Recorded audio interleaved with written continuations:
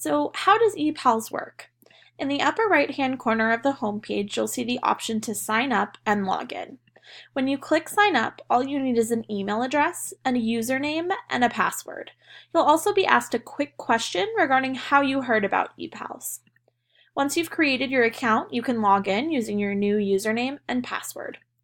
I've created an account here just to show you the next step. You're going to want to go in here and edit your profile. Now this is particularly important because it's going to give you access to the entirety of the website once you've saved and submitted your profile.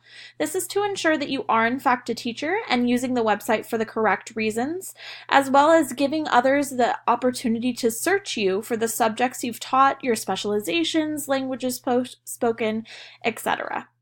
Now when we go back to connections, once you've been approved, you can connect with a number of teachers all over the world.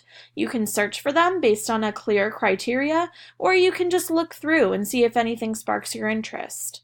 When you're interested in collaborating, you're going to click on this tab here called Collaborations, and you can either choose a collaboration that's already begun and be a part of it, you can start your own, or create a pen pal exchange with another teacher.